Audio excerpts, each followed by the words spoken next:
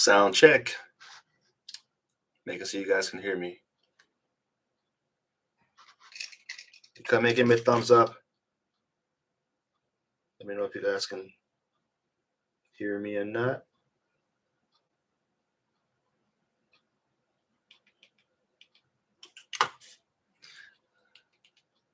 Sound check. Sound check. All right. I think we're good. What's up, Chris? What's happening, brother? Thanks for being here.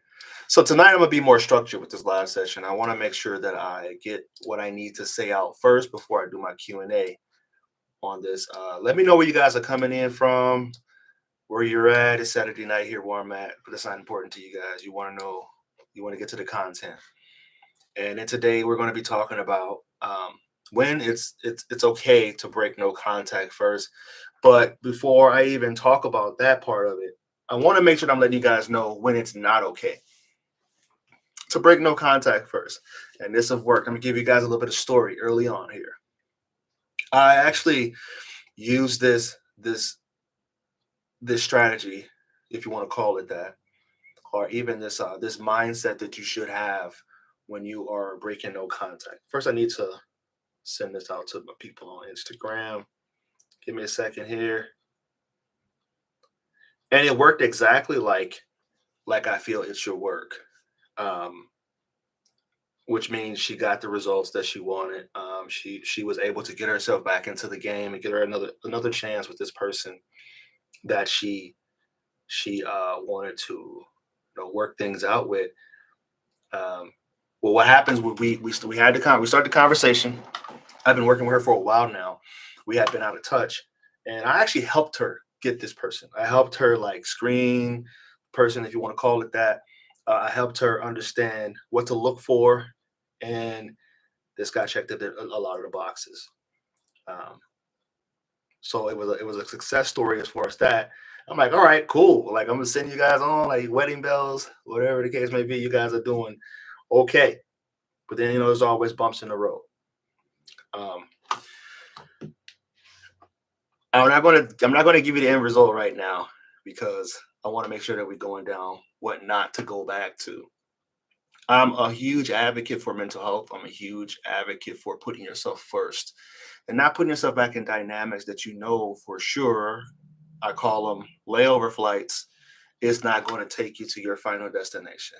I don't know if you guys have ever heard me say that before, but I'm all about the not picking the layover flights. And I guess at a certain age of your life, it's okay to have these experiences with different people. It's okay to like mess around and like do things you shouldn't be doing when you're in your early 20s and just kind of figure life out. But later on, you got to get serious. So I'm going to get serious for you real quick. What's up, everybody? Put a 1 in the chat if you guys can hear me well. I know I've had some issues in the past with live sessions that was messing around with the audio quite a bit.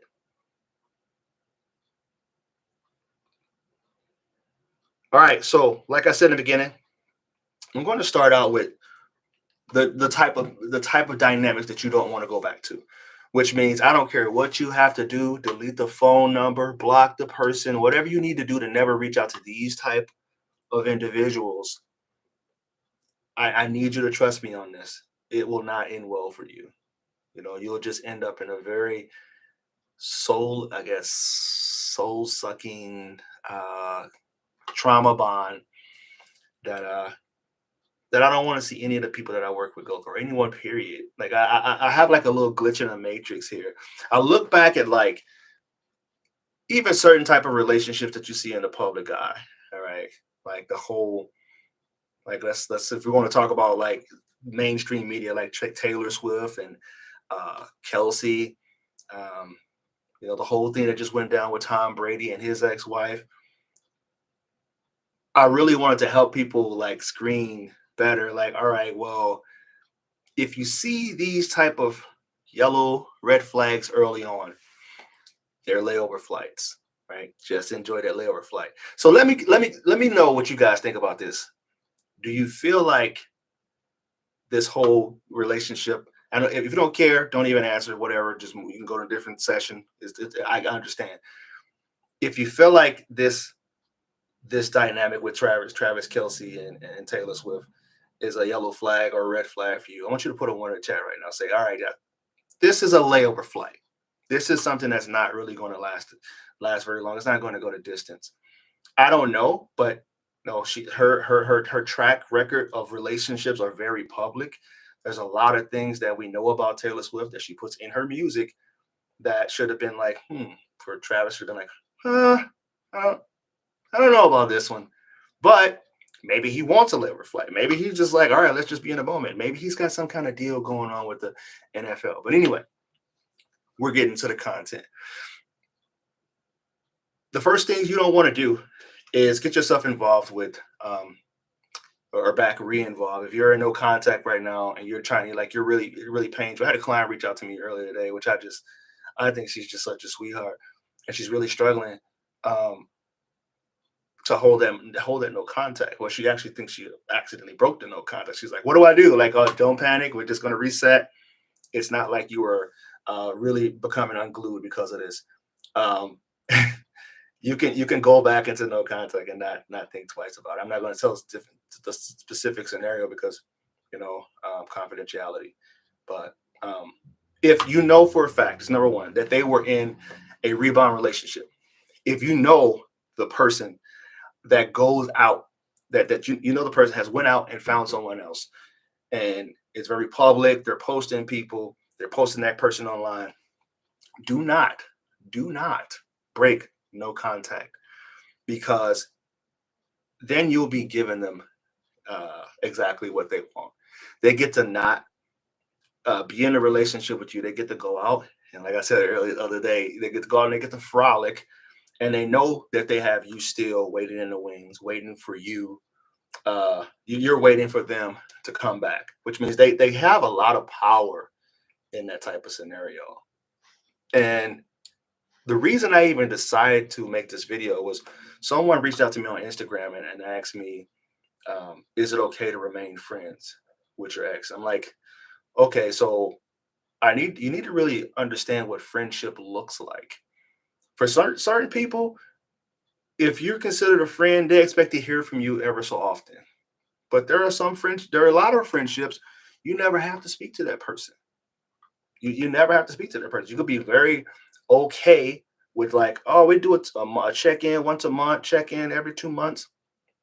And it's actually like a really functional and healthy relationship.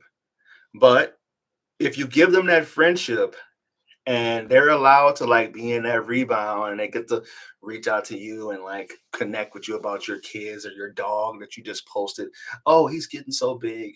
It's like, why are you really here? I mean, what's really the meaning here? Like, I just saw that you were on a date and you're in Disneyland with who knows and whatever. But why are you reaching back out to me? It doesn't make a whole lot of sense.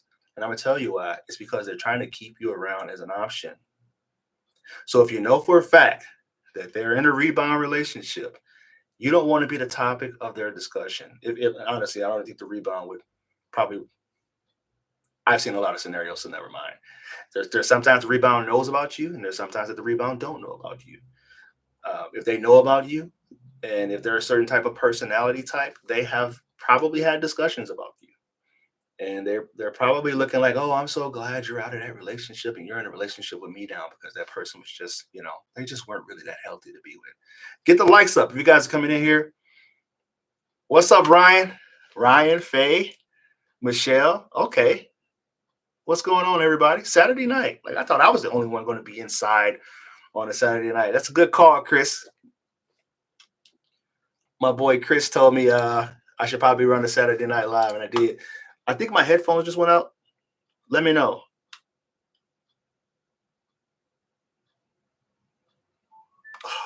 It's always, see, just like I suspected, always something going on with this.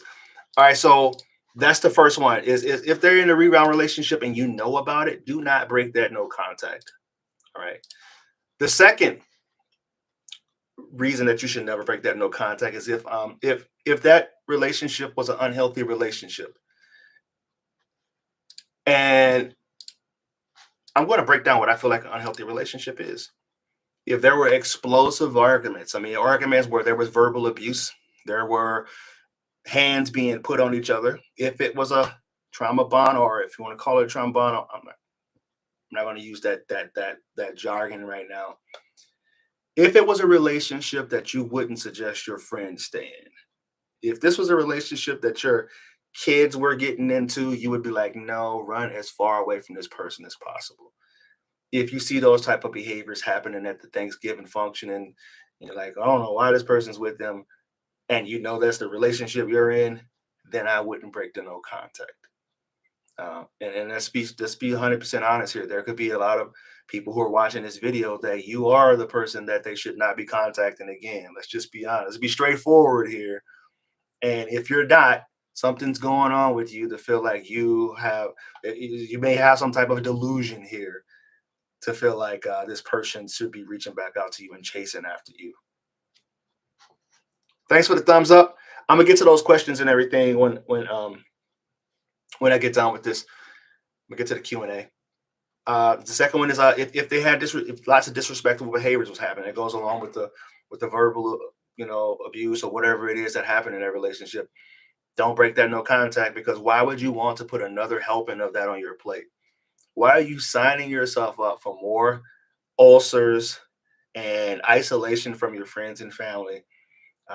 Again, why are you renewing that subscription? It doesn't make a lot of sense to a lot of people, but I understand the dynamics of a relationship where you feel like you're just you can't leave a person. It's that would be that trauma bond, like that Stockholm syndrome type stuff. Uh, there were failed promises of change that happened in that relationship. That's another way that I would say that I would classify a relationship as unhealthy, where a person said they're going to do this and that, they're going to start showing up better, they're going to go to therapy, they're going to go to counseling, they're going to read all the attachment books that you asked them to read, and it never happened. Or they send you pictures of the wedding ring that you said that you liked on the websites, but they never even took you to get sized up or even bought the ring, that type of stuff. Um, and this is the biggest one for me of an unhealthy relationship, the biggest sign for me. I don't know if it's other people, other coaches might agree, but if your friends and family have said that it's an unhealthy dynamic, you have to listen to them. They are your eyes in the sky. They are air traffic patrol when it comes to those type of dynamics. Because when you're in it and you're in the honeymoon phase and you're caught up in this limerence, it's hard to see clearly. It's hard to understand why other people don't like this person, or why they feel like this relationship is just not for you. I can tell you that they are the ones that really can see things clearly. So, so those four things, it was an unhealthy relationship, explosive arguments, disrespectful behaviors, failed promises of change. Friends and family have said that it's unhealthy. The third one, and this is my last one when it comes to reasons why I feel you should never break that no contact first. Um,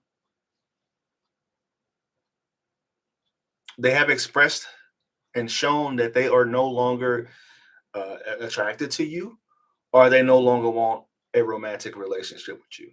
I mean, at that point, it's just like you just have to see it for what it is. You have to, you know, one of my favorite quotes is by Aaron Rand. It goes, you can ignore reality, but you can't ignore the consequences of ignoring reality.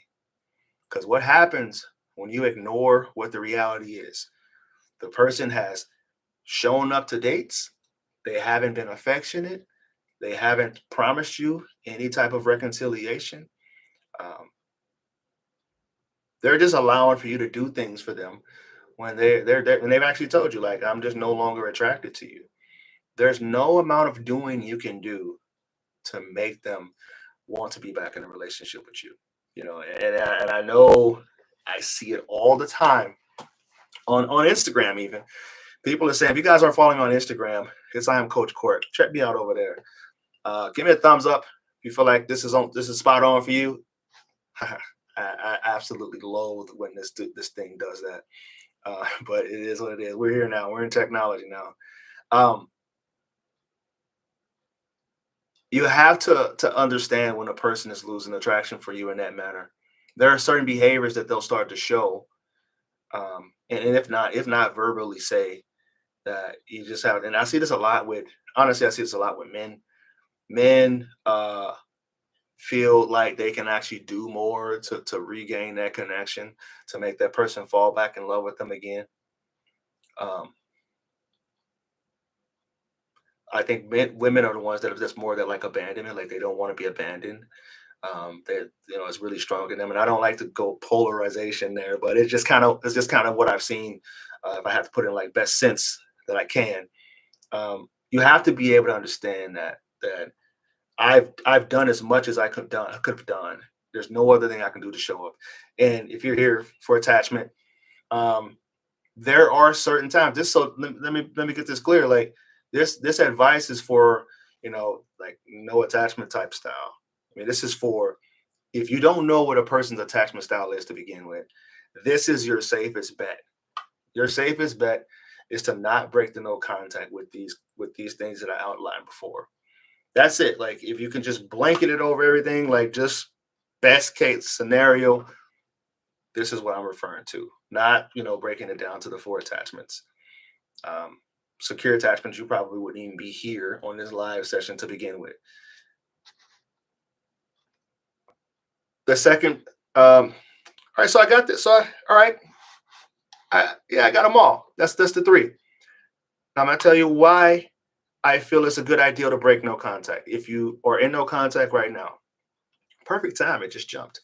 If you're in no contact right now and you're trying to understand uh, when is the best time or if it's even a good idea to break it, I would say the only reason that I would ever advise someone to break no contact is if they were the ones that caused the breakup to begin with.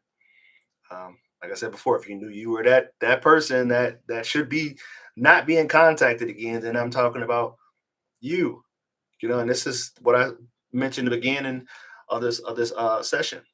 Um, there was a woman who I helped vet the guy, but her attachment wounds rose, and she ended up, kind of making things a little bit rocky. But then we got things back on track. She reached out to me and we talked about it, and I gave her a script to say to him, and this is exactly what I told her to say to him. Um, let's try to find it here. Basically, what I had her say to him was, "Hey, so um, I respect your need for time and space. I understand why it didn't work out between the two of us, and I'm working on that, trying to heal myself so that I can show up better in the future. If you ever change your mind, let me know because I would like to make us work." Only say that one time. One time. Do not say it more than one time. You go into no contact indefinitely after that because basically what you've done is you've put the ball in their court. And I told her this to break the no contact because of how she showed up the last interaction that they had together. Hey, Chris, I appreciate the love, man. Do you think no contact? I'm gonna throw this up here. Do you think no contact? I can't even do it on this. Is the best way to heal from a toxic ex? Absolutely. You know, I think when you get your, I was actually working with another client, and he said that he felt so much better once he got out of her space. Like they were living together, and they were just, they were in the thick of it. They were in the throes of arguing. She ended up being more on the avoidance side, so she was really kind of just, irked by him being around so much. But as I started to look at things and the way that she was treating him and talking to him, this is why he reached out to me. I was like, I don't know if this is just an avoidant thing here. I think there might be something else running here that is not just about her being an avoidant person. This is something a little bit more uh, darker, I guess. And I told him to just get out of space as quickly as possible. He was in a different city that he wasn't used to. Um, he had no friends really, except for the people that he had at work, and he ended up getting out. And we worked together for like 6 months. As he got out of there, he started to see things so much better, because there was a lot of lies and there were a lot of gaslighting. Like she would not come home ever so often, and she'd tell him, "Oh, because of this and that." I'm like, you just need to just get yourself away from that space. This is answering your question, Chris, and just see things for what they are.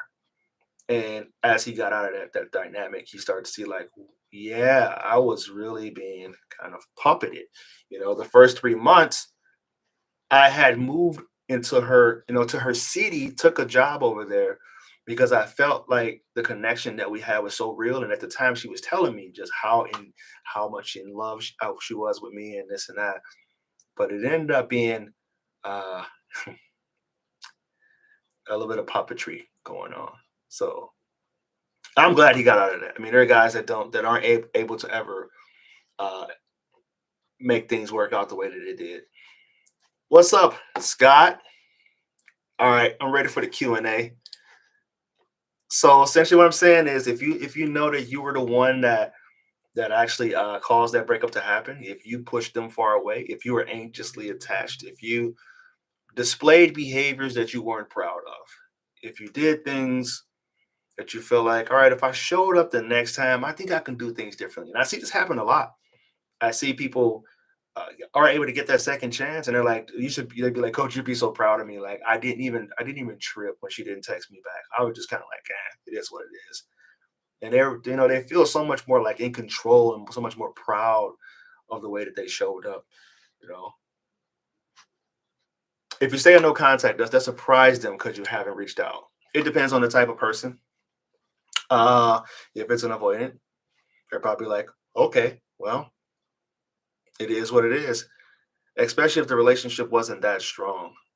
But if it was someone that was a little bit darker, they would definitely be thinking like, oh, I can't believe this person's not chasing after me. No, it actually makes them, their ego gets bruised because they feel like, yeah, I mean more to you than you mean to me. But when you flip that on his head, like, no, actually, I was giving you my time, and I was actually the person that you should be uh, pining for after this relationship. Then yeah, this thing keeps going. I don't know. Good publicity for Kelsey. Yeah, he'll make a good breakup album for her Diamond. For sure. But I don't know. I don't know. So it's a lot going on there. There's billions of dollars on the line that is definitely interesting. You had me through the toughest breakup. Thank you. Appreciate it. Al Green. That's my man. I like that name. Al Green speaking to me from the grave. The coach helped me through the toughest breakup I've ever experienced. Yeah, and you're the man, bro. Like you are actually the man. Like I'm proud to know you. Uh Michelle, what if he contacted and hung out and then he goes silent after that? Hmm. Hmm. Let's leave this up to the chat. Let's leave this up to the room. Do you think what do you think happened here? And just based off of your real short question, you hung out. I mean, I would like to know, how did the hangout go? Did he take you out to dinner? Did you guys do this and that? I mean, if it got intimate and then he disappeared, then that's probably all he wanted. I don't know. I could be wrong. I don't know the history of your relationship. I don't know how long you guys dated. I don't know, his upbringing, your upbringing. I don't know any of that. But if I had to base it off of someone just saying, I mean, when did you guys hang out? Was it yesterday? And he hasn't contacted you today? Um, who broke the no contact the first time? Are you guys on a break? Are you guys broken up indefinitely? Does he have a history of keeping ex-girlfriends around and just hitting them up when he gets bored? I mean, there's a lot of questions to be asked there. Tom found out Giselle stepped on him long before the divorce. Yeah, that was an interesting article when I read that today. I'm like, huh, you know, try not to get too much into this whole, you know, media stuff. But one of the greatest quarterbacks of all time is having this issue. Then it can happen to anyone. It's been off and on for a year. We missed each other 2 days. Okay. Um, that's a tough one. I don't know. You might have to. I may have to know a lot more details about that relationship before I can call it accurately. Um, if you're here for attachment, I don't know. You might be thinking, well, maybe he's a fearful, or maybe he's an avoidant, but I don't know. You can reach out to me. We can talk. Uh, I need to do a one-on-one soon. Let's get it going, Scott. Man, it's good to see. It's good to hear from you. My opinion, a guy is not seriously interested. If a guy is interested, he will let you know. Words from a woman I've dated. Here you go, dropping gems. I should make you a moderator in this room because this man knows what he's talking about. Oh, he's a boy, and I think he's dismissive. Okay, well, um, I guess if you take label aside from it, don't date emotionally immature men. If you're referring to him as a boy, then you're saying that he is emotionally immature. And what is that? Is that a layover flight? I think that might be a layover flight. So, all right, guys. It's good to see everybody. Happy Saturday. Thank you for joining my live session. Thank you for all the contributions. Thank you for the super chat, my man, Chris. And it was good to see everybody. It really feels like a great community. If you guys are interested, oh boy, is an error. Mm, maybe the universe was helping you out. Maybe the universe was was channeling some information through your keyboard that you should probably really think deeply on. So, all right, I'm just joking. I don't know him. I don't know him, so forget it. It's good to see you guys. If you found this video of any value, please like, comment, and share. Share this with someone that you feel it will benefit. And if you want my help personally, if you want to reach out to me one session, I've coached at this point thousands of people over the past 5 years, which is crazy. Um, 6 years now. Yeah, like basically mentored slash coach consulted with and I've seen so many different scenarios. Like this little, I got this little pad called a Remarkable now, which is great. I love this Remarkable because it helps keep me in line. Instead of going back through the old school notebooks and having to flip through all the freaking pages, this is kind of nice. And I've got a lot of stories, a lot of scenarios all over the world. And whenever I have a session, I'm trying to like I call it my Bobby Fischer moment when I'm like looking at the different chess moves and like, well, all right, what is this? Nope, omit that. That's not it. That's not gonna work. I really get into the thick of it. I get into the mud with people and try to figure it out with them. So it's good to see you guys. Good to meet you if you're here for the first time. Um, and like I say here on the channel, I want you to always remember when you go be loved, you'll never have to find it. Namaste. Peace.